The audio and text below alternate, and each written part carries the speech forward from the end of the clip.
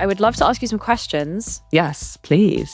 I've asked followers and friends what they'd like to know from you. Mimi from West London wants to know, what's one thing that you wouldn't change about the music industry? One thing that I wouldn't change. Oh, goodness, this might take me a second.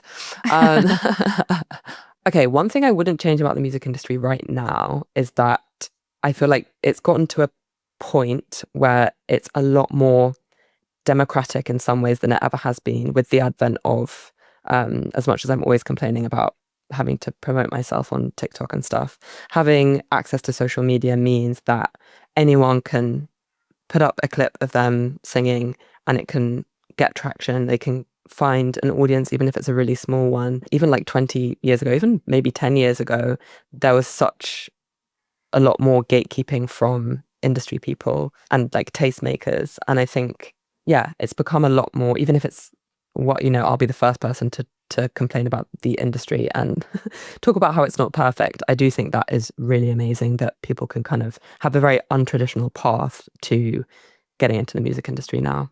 Yeah, and tell me a little bit about complaining about TikTok.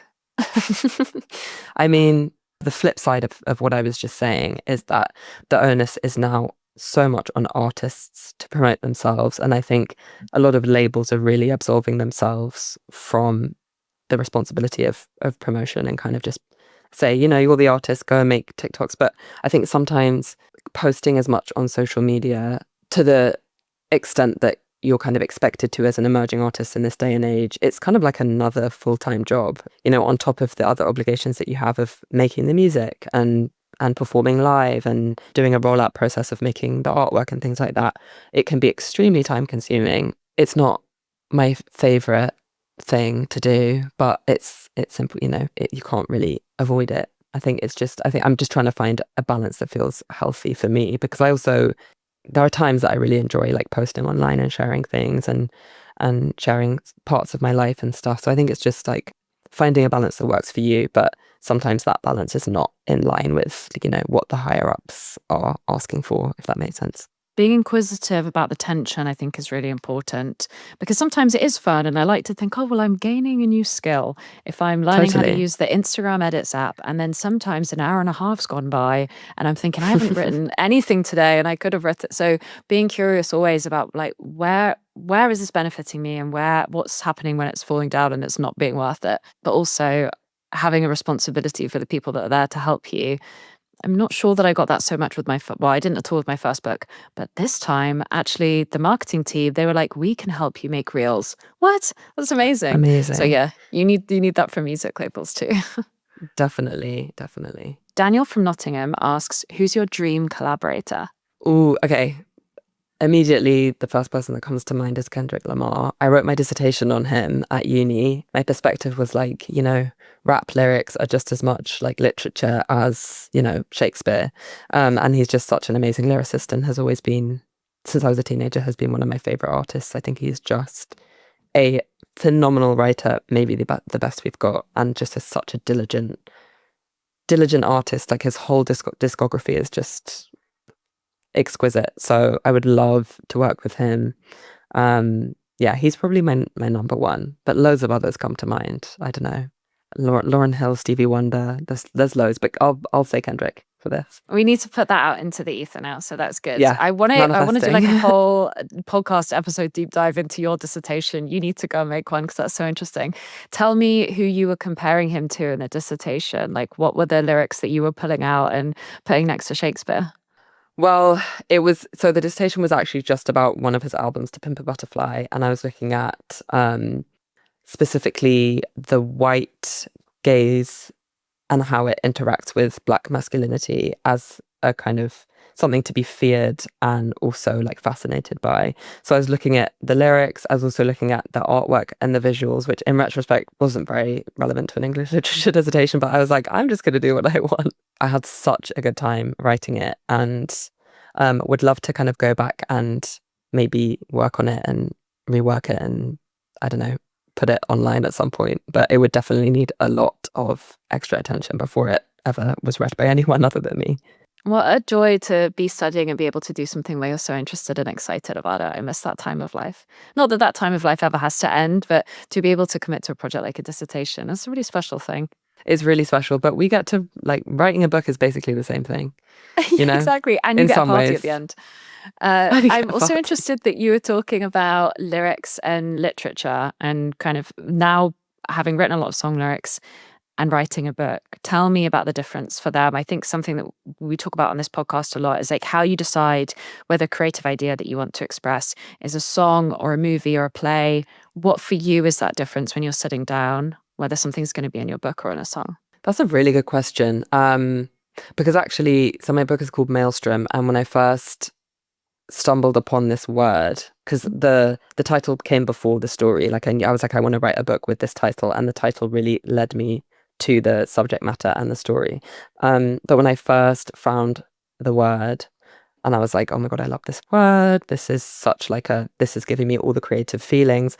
My initial thought was like, okay, this is like an album title or a song title.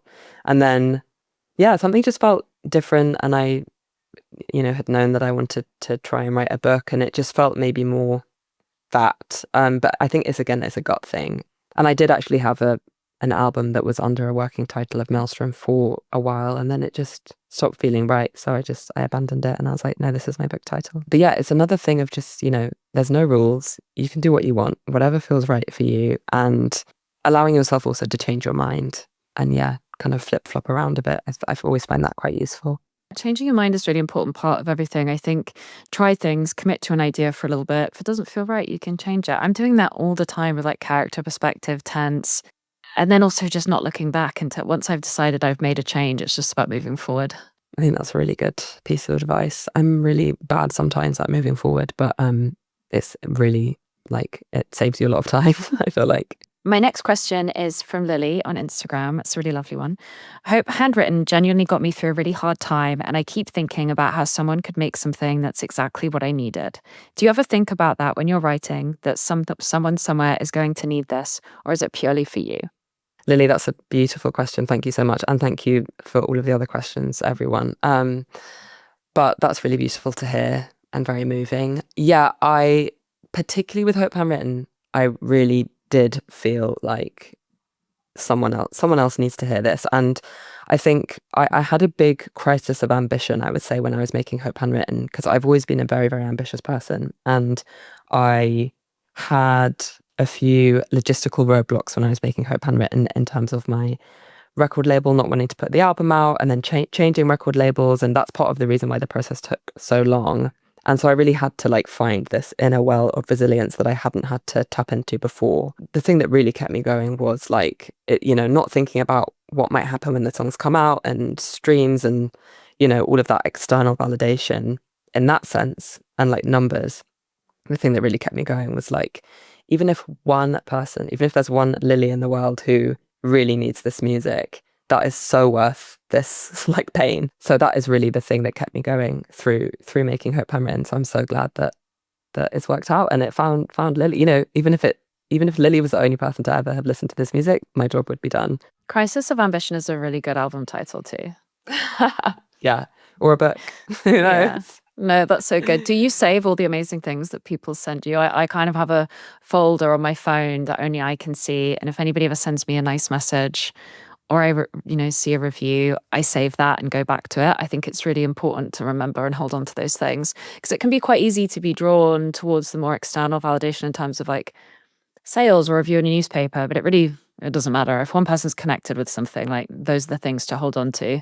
And it's quite easy. Yeah. I find anything positive, I instantly dismiss, whereas anything negative, I hold on to. That is so, so, so true. I do the exact same thing where ever since I put out my first song on SoundCloud, I've taken a screenshot of every nice message and I've got an album of them. And I think I need to look at them more, actually. That would be really helpful because I do the same thing. It's you get 99 nice comments and then the one negative one is the one that you're going to hyperfixate on, or at least that's what it's like for me. I still remember the first ever message that a stranger sent me about my music after hearing a song on the radio, and that just completely I hadn't at that point planned on making music my career. I was, going to do Cambridge and do, maybe a PhD afterwards or try and get into publishing or something.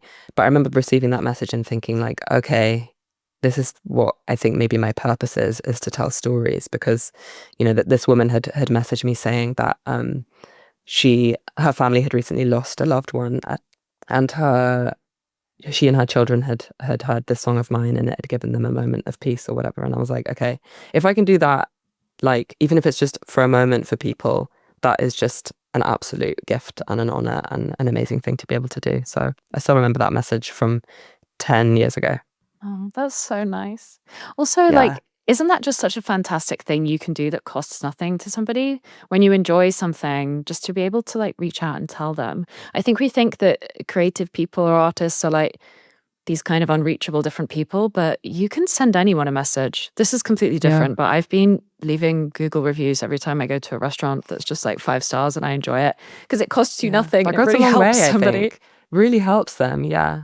No, you're so right. And I think like having people be so nice about my art has really encouraged me to, like, if I see a singer that I like out and about, or if I read a book I really like, I always now try to either say something in person or send a message or something, because it's never gonna not make someone's day to hear that about their art. Like, it's just, in my experience, it's really kept me going at a lot of kind of moments where I felt lost or unsure. So Oh, well, I'm so pleased you're making music and writing words. It's great. So, Hope, tell me where people can find you. too many places. Spotify. You're on anywhere, TikTok. You're on Instagram. I'm on TikTok. I'm on Instagram. Anywhere you listen to music, you should be able to find me at Hope Tala, Tala.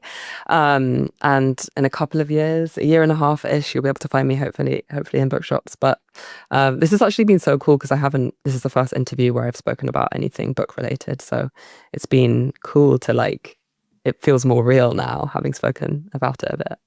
Yeah. Oh, I can't wait to see you when you're out in a bookshop. You get to hold it for the first time. I mean, it must be amazing being able to sing your songs to a live audience, but that's also cool too. It's different and special, and you'll get to experience both of those amazing things. Yeah, and I have to say, Liv gave me a proof of your novel a while ago, but I've been waiting to read it because I wanted to read it around the time it came out because I wanted to feel part of the zeitgeist. And I started reading it last night and I'm already loving it. So congrats. I'm so excited for it to be out in the world and for everyone to read it.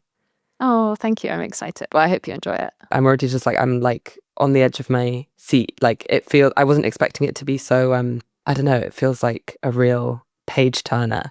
It has also got like the beautiful writing and the beautiful atmosphere. And I feel like it's hard to bring all of those things together. So you're already doing a great job, and I just know I'm going to love the rest of it. Oh, thank you so much, Hope.